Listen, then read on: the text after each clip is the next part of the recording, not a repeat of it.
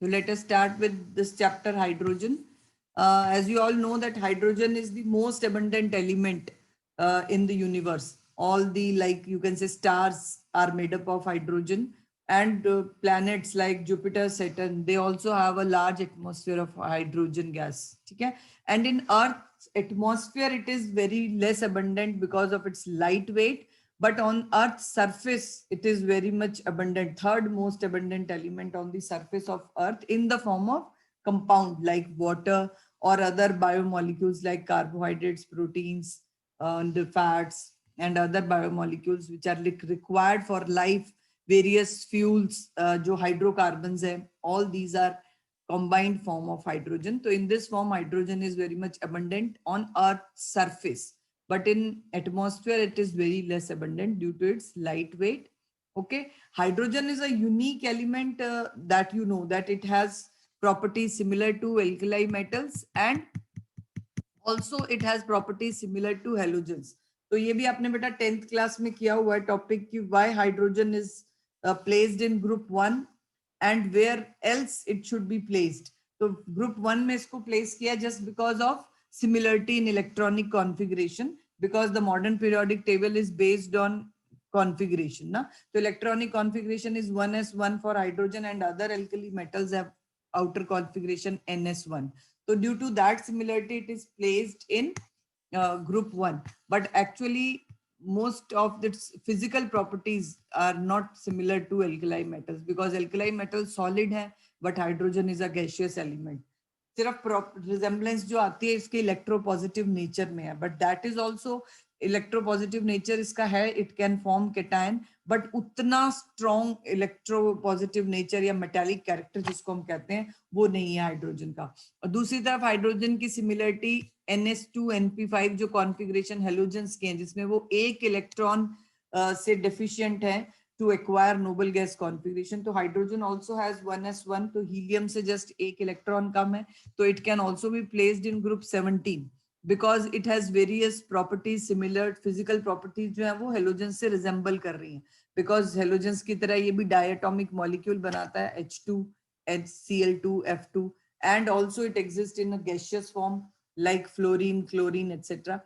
But otherwise अगर हम electronegativity भी देखें तो हाइड्रोजन की इलेक्ट्रोनेगेटिविटी ग्रुप 17 के एलिमेंट्स जितनी नहीं है. Group 17 elements are very highly reactive and very you can say highly electronegative elements, but hydrogen इस तरह से दोनों ही ग्रुप्स के साथ मैच नहीं करती प्रॉपर्टीज.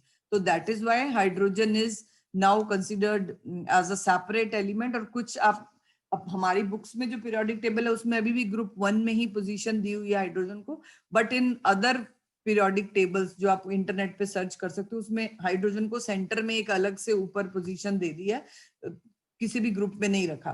तो because of its unique properties hydrogen electro positive electronegative दोनों कैरेक्टर शो करता है, पॉजिटिव और नेगेटिव दोनों आयंस बना सकता है. तो ये कुछ प्रॉपर्टीज उसकी जो यूनिक प्रॉपर्टीज है, for that reason it is separated मतलब फ्रॉम दिस ग्रुप्स, और इसको हम एक अलग से सेपरेटली स्टडी करते हैं. ठीक है, किसी भी ग्रुप में इसकी स्टडी नहीं होती. तो अब इस चैप्टर में अदरवाइज तो बेटा आपको मेन था हाइड्रोजन की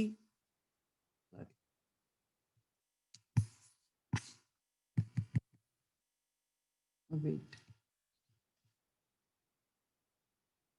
first of all the chapter starts with 3 isotopic forms of hydrogen. ये भी आपने थोड़ा लोअर क्लासेस में पढ़ा हुआ है, 9th क्लास में, isotopes of hydrogen. Due to the presence of, you can say, different number of neutrons, hydrogen exists in 3 isotopic forms: protium, deuterium and tritium. 1h1, 1h2 or D, and 1h3H or T. मतलब इसको आप किसी भी symbol में लिख सकते हो. Normal H लिख रहे हो तो वो प्रोटियम है, D लिख रहे हो ड्यूटेरियम है, for tritium it is T. और otherwise in terms of exact symbol that including atomic number and mass number, it can be written as 1h1, 1h2 and 1h3. ठीक है, और ये डिफरेंस आपको पता है न्यूट्रॉन की वजह से, because protium is the only type of atom which does not have any neutron. Deuterium में एक न्यूट्रॉन है, एक प्रोटॉन है. Tritium has 1 proton and 2 neutrons. तो in this way these 3 types of atoms for hydrogen exist in nature. ठीक है, अब ये जो आइसोटॉप्स हैं इसमें से प्रीडोमिनेंटली जो एग्जिस्ट कर रहा है नेचर में वो प्रोटियम ही है. As you can see in this table, relative abundance जो परसेंटेज है नेचर में जो हाइड्रोजन एग्जिस्ट करता है फ्री हाइड्रोजन, उसमें 99.985% प्रोटियम एग्जिस्ट. ड्यूटेरियम की जो परसेंटेज है वो 0.0156 है सिर्फ, और जो ट्रिटियम है दैट इज 10⁻⁻15%. तो you can see that most जो सैंपल हाइड्रोजन के नेचर से कलेक्ट होते हैं they have predominant form of protium only. जिन दोनों आइसोटॉप्स की फॉर्म बहुत कम परसेंटेज में है. और tritium is the only radioactive form of hydrogen.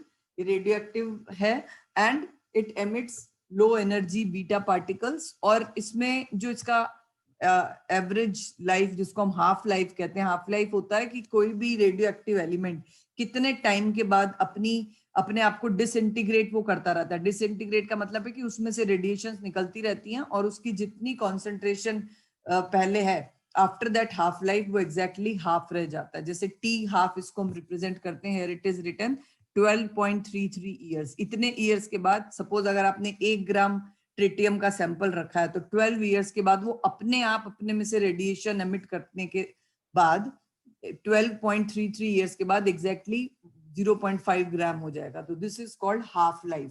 हर एक रेडियो एक्टिव एलिमेंट की हाफ लाइफ फिक्स्ड होती है कि वो इतने साल के बाद एग्जैक्टली हाफ हो जाता है.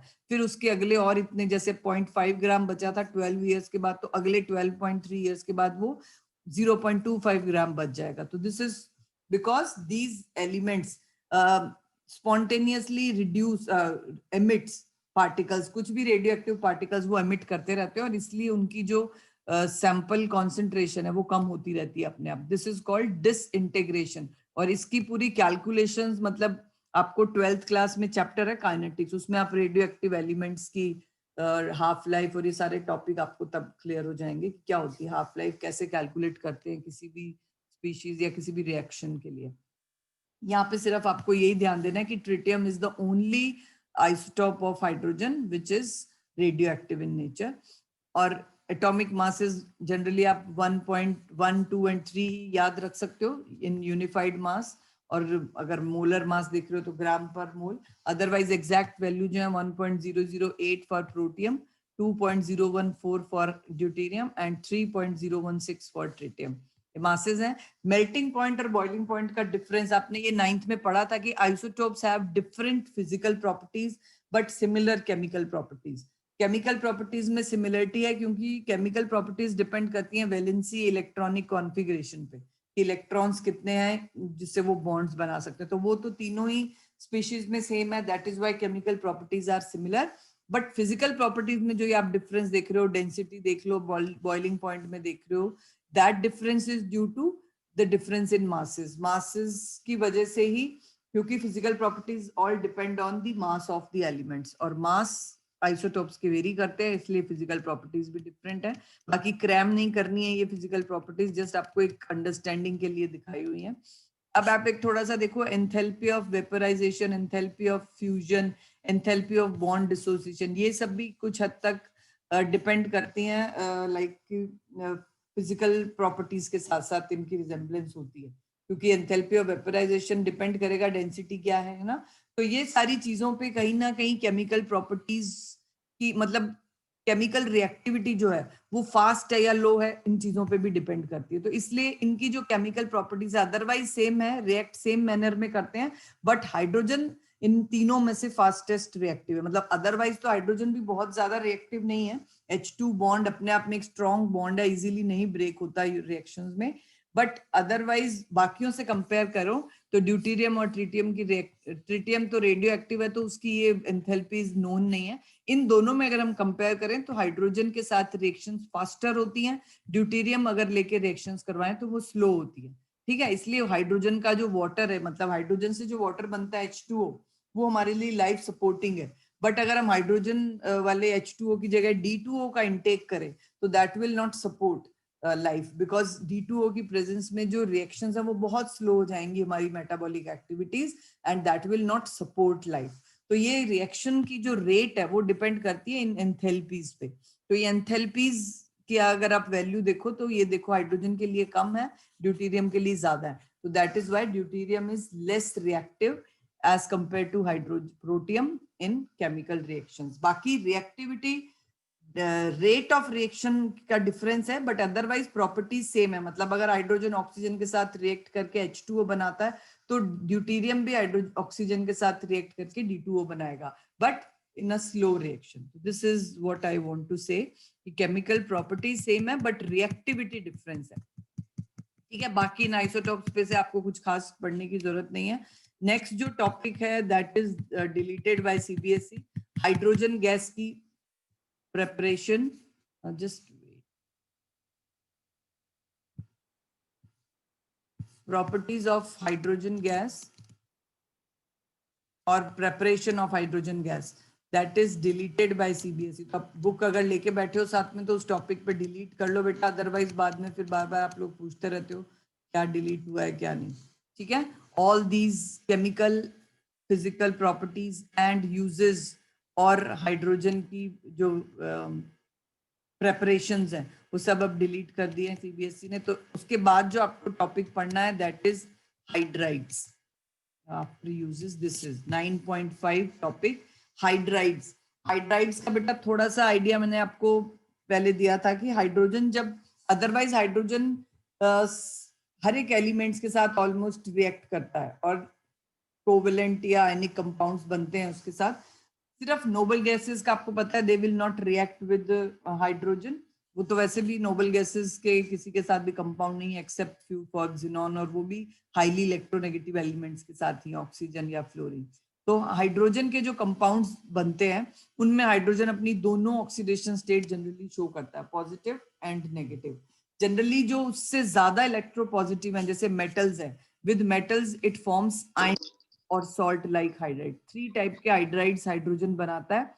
तो हाइड्राइड्स क्या है एक्चुअल में बाइनरी कंपाउंड्स है. बाइनरी का मतलब 2 एटम्स के कॉम्बिनेशन से बन रहे हैं, एक होगा हाइड्रोजन और दूसरा होगा कोई भी और एलिमेंट. ठीक है, तो इनमें हाइड्रोजन अपनी जो ऑक्सीडेशन स्टेट्स है वो डिपेंड करेगी कि हाइड्रोजन किसके साथ अटैच्ड है. तो on the basis of that hydrides are classified into 3 categories. Ionic, ionic भी कह सकते हो, सलाइन भी कह सकते हो, और सॉल्ट लाइक. ये क्रिस्टलाइन सॉल्ट जैसे हाइड्राइड्स होते हैं जो generally group 1 and group 2 elements बनाते हैं. ग्रुप 1 एंड ग्रुप 2 एलिमेंट्स जो सबसे ज्यादा हाईली इलेक्ट्रोपॉजिटिव एलिमेंट्स हैं, दे रिएक्ट विद हाइड्रोजन. ये हमने एस ब्लॉक एलिमेंट्स में भी पढ़ा है.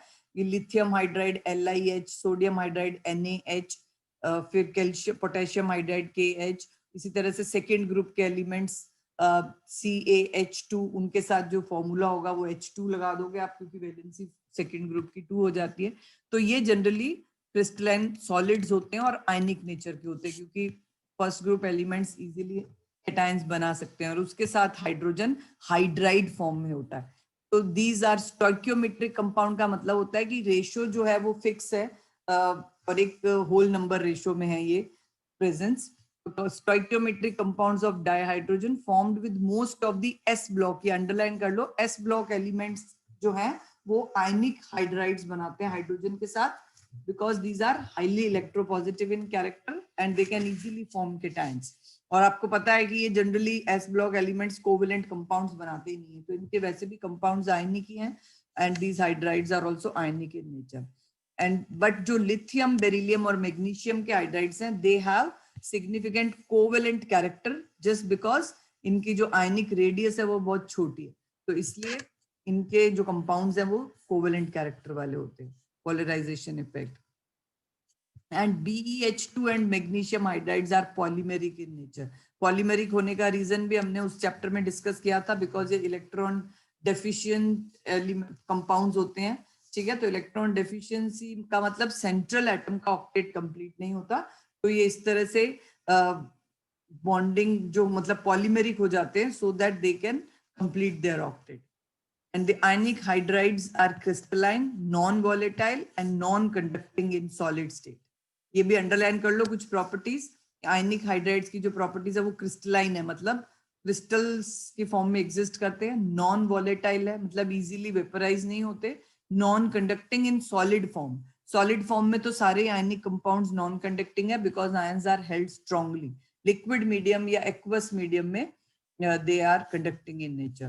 ठीक है. However, their melts conduct electricity and on electrolysis they liberate dihydrogen gas at anode which confirms the existence of hydride ion. ये भी अंडरलाइन कर लो कि जब ये आयनिक हाइड्राइड्स का इलेक्ट्रोलिसिस करवाया जाता है तो इलेक्ट्रोलिसिस पे क्या होता है बेटा, जो कैटायन होगा वो जाके कैथोड जो नेगेटिवली चार्ज है उस पे जाके डिसोशिएट मतलब डिस्चार्ज होगा, और जो एनायंस होते हैं वो एनोड जो पॉजिटिवली चार्ज इलेक्ट्रोड होता है उस पे जाके डिस्चार्ज होते हैं. तो as ionic hydrides contain hydrogen in the form of hydride ion, तो इनकी जो कलेक्शन होगी वो एनोड पे होगी और एनोड पे फिर ये कंबाइन होके H2 गैस प्रोड्यूस करते हैं. ठीक है. तो ये इलेक्ट्रोलिसिस से भी कंफर्म हो गया कि जो आयनिक हाइड्राइड्स हैं या जो फर्स्ट ग्रुप या सेकेंड ग्रुप के हाइड्राइड्स हैं उनमें हाइड्रोजन नेगेटिव ऑक्सीडेशन स्टेट में प्रेजेंट होता है.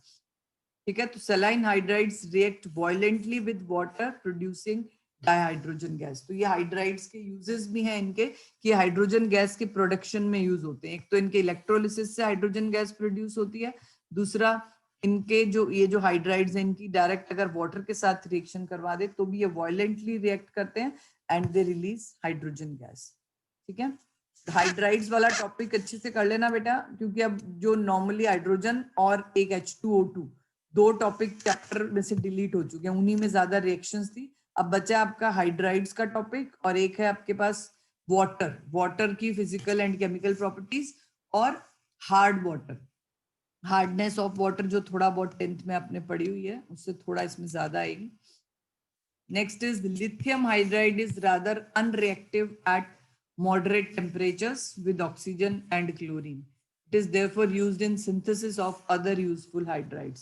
तो लिथियम हाइड्राइड जो थोड़ा सा लेस रिएक्टिव है नॉन नॉर्मली बाकी हाइड्राइड से कंपैरेटिवली, क्योंकि थोड़ा कोवेलेंट कैरेक्टर है इसमें, आयनिक नहीं है इतना, तो वाटर के साथ वायलेंटली रिएक्शन नहीं है, but rather it is used to prepare other useful hydrides. ये जो दो हाइड्राइड्स आप देख रहे हो, lithium aluminium hydride and lithium boron hydride, ये दोनों बहुत स्ट्रॉन्ग रिड्यूसिंग एजेंट्स हैं जो ऑर्गेनिक रिएक्शंस में बहुत यूज होते हैं फॉर रिडक्शन पर्पस. तो ये दोनों रिड्यूसिंग एजेंट्स को बनाने में लिथियम हाइड्राइड का यूज होता है. Lithium aluminium hydride is formed by treating LiH with aluminium chloride and lithium boron hydride is formed by treating it with B2H6. ठीक है. Next is covalent. कोवेलेंट जो hydrides है बेटा वो जनरली P ब्लॉक एलिमेंट्स, देखो ये periodic table में जो ग्रुप का डिवीजन है ना ब्लॉक्स का, उसी के बेस पे हाइड्राइड्स हैं.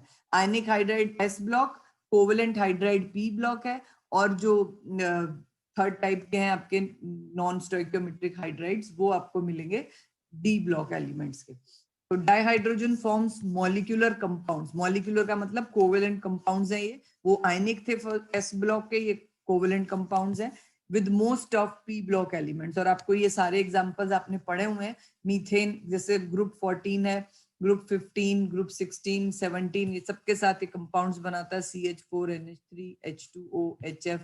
तो ग्रुप 13 में एल्यूमिनियम बोरॉन, इनके भी हाइड्राइड्स हैं, जैसे ये बोरॉन का हाइड्राइड ही है B2H6. BH3 होता है नॉर्मली, तो BH3 के दो मॉलिक्यूल्स कंबाइन होके B2H6 बनाते हैं. इसी तरह से एल्यूमिनियम हाइड्राइड, ये सब एग्जिस्ट करते हैं. तो इसमें बेटा जो नॉर्मली ग्रुप 17, ग्रुप 15, 16, 17 के जो हाइड्राइड्स हैं, इनमें हाइड्रोजन पे जो ऑक्सीडेशन स्टेट है वो +1 होती है. मतलब हाइड्रोजन, ये ज्यादा इलेक्ट्रोनेगेटिव एलिमेंट्स हैं, carbon, nitrogen, oxygen and fluorine. So they acquire negative charge and hydrogen acquires a positive charge. But still in compounds को collectively hydrides ही कहा जाता है. Means hydrides are all those binary compounds in which hydrogen is combined with other elements. For convenience, hydrogen compounds of non-metals have also been considered as hydrides. Being covalent, they are volatile. Volatile मतलब इनके boiling points कम होते हैं. जैसे आपको पता है ammonia gas है, water भी इजीली वॉलेटाइल हो जाता है.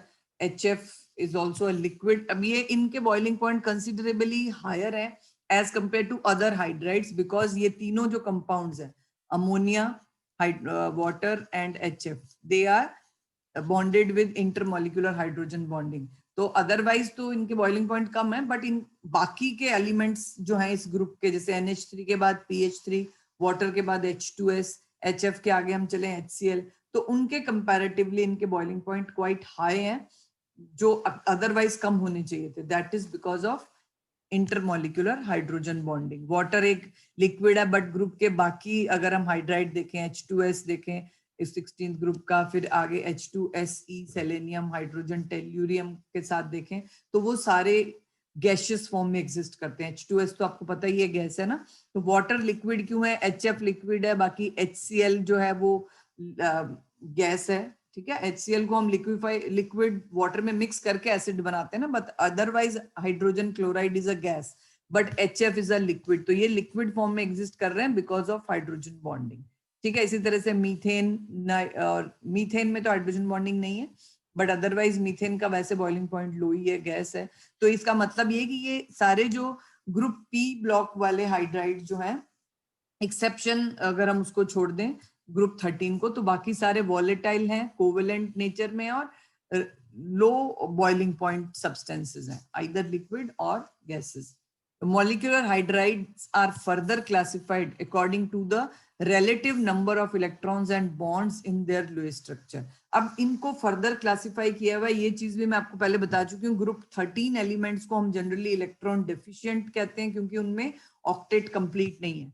ग्रुप 14 एलिमेंट जिनमें एग्जैक्टली उतने ही इलेक्ट्रॉन्स हैं, जैसे कार्बन, सिलिकॉन, इनके पास 4 इलेक्ट्रॉन्स है और 4 बॉन्ड्स ये बनाते हैं, तो एग्जैक्टली ऑक्टेट कंप्लीट मतलब करने के लिए जितने इलेक्ट्रॉन हैं उतने ही वो यूज कर रहे हैं, तो इलेक्ट्रॉन प्रिसाइज मॉलिक्यूल्स कहते हैं इनको. और थर्ड टाइप के जो हाइड्राइड्स हैं, they are electron rich, because like you can say ammonia, water, HF, इन तीनों में ही नाइट्रोजन, ऑक्सीजन, फ्लोरीन के पास इलेक्ट्रॉन्स लोन पेयर की फॉर्म में प्रेजेंट है. ठीक है, तो these type of hydrides in which lone pairs of electrons are present on the central atom, they are called electron rich hydrides.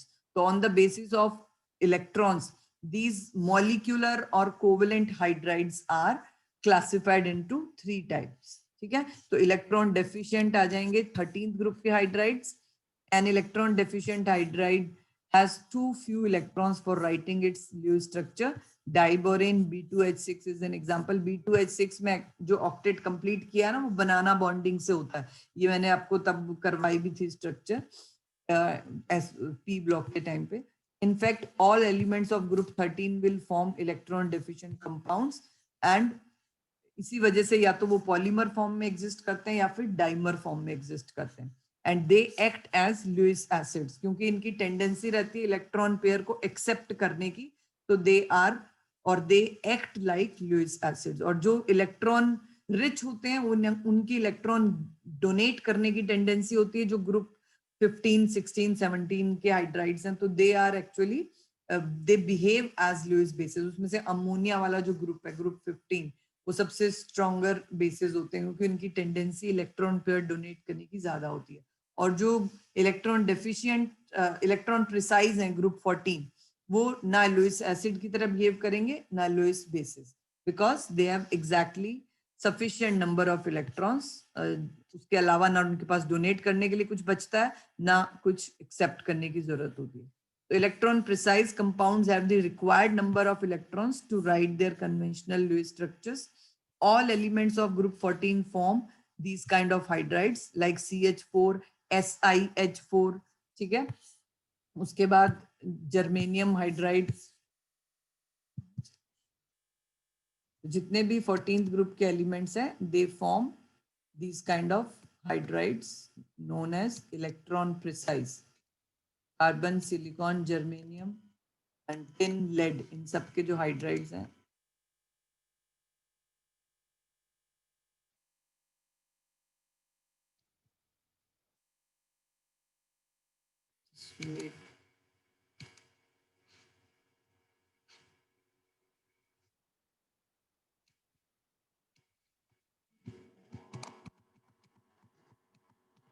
Electron rich hydride जो है वो बेटा 15, 16 एंड 17 एलिमेंट्स ग्रुप के जो एलिमेंट्स हैं, दे हैव 1, 2 और 3 lone pairs left after completing octet. Octet तो उसको मिला के कंप्लीट हुआ है, बट वो जो लोन पेयर की फॉर्म में है वो किसी भी रिएक्शन में डोनेट कर सकते हैं, कोऑर्डिनेशन बॉन्ड बना सकते हैं. तो these kind of compounds are known as electron rich and they behave as Lewis bases like electron donors. And the presence of lone pairs on highly electronegative atoms like N, O, and F in hydrides results in the formation of hydrogen bond between the molecules, and this leads to the association. ये हम already कर चुके हैं hydrogen bonding. तो इसमें ये भी एक है कि question, would you expect the hydrides of N, O, and F to have lower boiling points than the hydrides of their subsequent group members? अगर एक्चुअल में जो बॉइलिंग पॉइंट होता है बेटा वो मॉलिक्यूल्स के साइज पे डिपेंड करता है. अगर हम देखें तो NH3, H2O, HF अपने ग्रुप के बाकी एलिमेंट्स के हाइड्राइड से छोटे हैं साइज में, but still they have higher boiling point जो होना लो चाहिए था. तो that is due to intermolecular hydrogen bonding, जिससे वो एसोसिएट हो जाते हैं मॉलिक्यूल्स, एक एक्स्ट्रा बॉन्ड ही बन गया ना उनके बीच में. तो ये हाइड्रोजन बॉन्ड फिर ब्रेक करना पड़ता है जब भी आप उसको बॉयल करो, मेल्ट करो, तो इसलिए इनके बॉइलिंग पॉइंट्स हायर होते हैं. So explanation is also given here. Next, third type of hydrides are called metallic or non-stoichiometric. Non-stoichiometric का मतलब है कि इनके जैसे एक मॉलिक्यूलर फॉर्मूला होता है, जैसे NaH है, NH3 है, इसमें कंप्लीट जो रेशियो है वो एक होल नंबर रेशियो है. नाइट्रोजन अमोनिया में आप देखो तो N इज सपोज नाइट्रोजन का एक एटम है, हाइड्रोजन का 3 एटम, मतलब जो रेशियो होता है एटम का वो एक होल नंबर में होता है. ऐसे मॉलिक्यूल्स को हम स्टोइकियोमेट्रिक कंपाउंड्स कहते हैं. नॉन स्टोइकियोमेट्रिक कंपाउंड्स वो होते हैं जिनमें एक्चुअल में जो रेशियो है वो कंप्लीट नहीं होता. इसका कुछ रीजन होता है कि जो ट्रांजिशन एलिमेंट्स हैं इनके हाइड्राइड्स के फॉर्मेशन के टाइम पे कुछ डिफेक्ट्स या कुछ इस तरह की स्ट्रक्चर्स अपने आप बन जाती हैं कि ये जो अगर हम रेशियो निकालें एटम्स का वो होल नंबर नहीं आता. तो इस तरह के कंपाउंड्स को हम नॉन स्टोइकियोमेट्रिक हाइड्राइड्स कहते हैं. और जनरली ये ट्रांजिशन एलिमेंट्स जो मेटल्स हैं उनसे बनते हैं, इसलिए इनको मेटालिक हाइड्राइड्स भी कहते हैं. और इंटरस्टिशियल हाइड्राइड्स इसलिए कहते हैं क्योंकि ये मेटालिक क्रिस्टल्स जो होते हैं, मेटल क्रिस्टल्स के अंदर मेटल्स बहुत क्लोजली पैक्ड होते हैं, और मेटल एटम्स के बीच बीच में जो खाली जगह होती है जिनको हम वेकेंट इंटरस्टिशियल साइट्स कहेंगे, या आप कह सकते हो कि इंटर पार्टिकल स्पेस जिसको हम कहेंगे, उसके बीच बीच में हाइड्रोजन जो एक छोटा सा एटम है वो प्रेजेंट होता है. तो these kind of hydrides are so called. इनके ये तीनों नेम्स की मीनिंग आपको क्लियर होना चाहिए. मेटालिक क्योंकि मेटल्स के हाइड्राइड्स हैं. Non stoichiometric, ratio of atoms to hydrogen is not a in whole number ratio. कुछ कंपाउंड्स में ये होल नंबर नहीं भी है, कुछ में होल नंबर भी है, दोनों ही तरह के मिल जाते हैं, but in general the name is given non stoichiometric. और इंटरस्टिशियल का मतलब ये मेटल के जो क्रिस्टल लैटिस स्ट्रक्चर्स है मेटल की, उसकी इंटरस्टिशियल साइट्स जिसको हम कहते हैं इंटर पार्टिकल, मतलब मेटल आयंस के बीच बीच में जो खाली जगह है उस जगह पे हाइड्रोजन अपनी स्पेस ऑक्यूपाई करता है. तो that is why they are called as interstitial hydrides. These are formed by many D and F block elements. ये अंडरलाइन कर लो आप, ये 3 ग्रुप्स हैं जो ग्रुप 7, 8 and 9 जो D ब्लॉक के अंदर आते हैं. Group 7, 8 and 9 do not react with hydrogen. तो इस तीनों ग्रुप्स को हम हाइड्राइड गैप कहते हैं. अदरवाइज हमने पढ़ा सारे एलिमेंट्स हाइड्रोजन के साथ रिएक्ट करते हैं.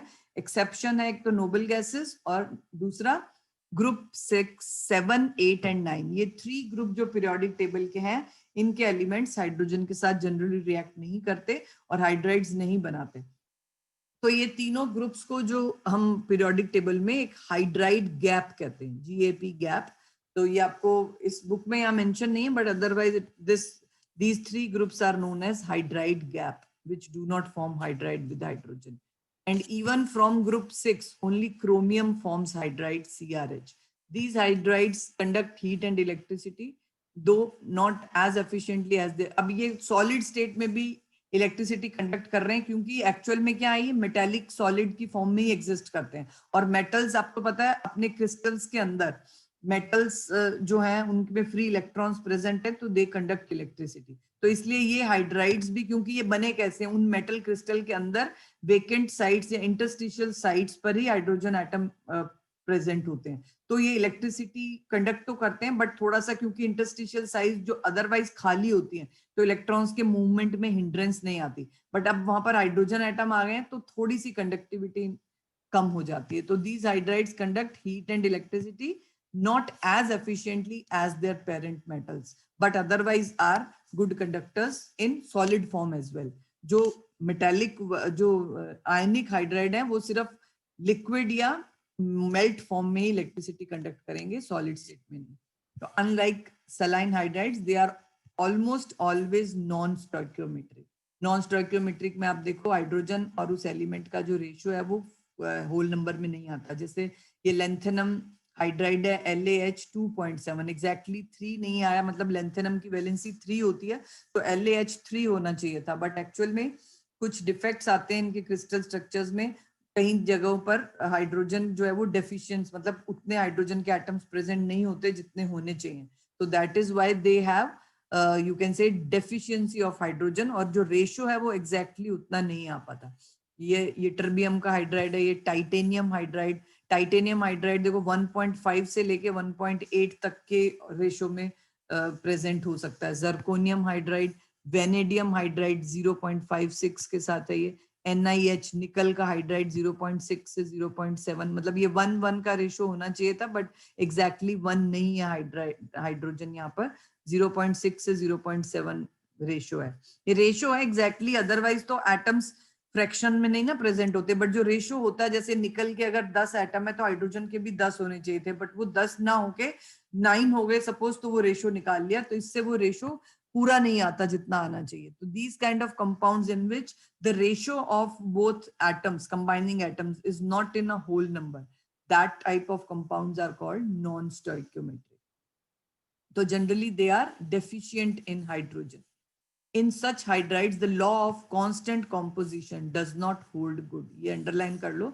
ये जितने लॉ ऑफ कांस्टेंट कंपोजिशन में आपने पढ़ा ना कि वो रेशियो फिक्स रहता है जब एट कंपाउंड्स बनते हैं, बट एक्चुअली इन हाइड्राइड्स के फॉर्मेशन में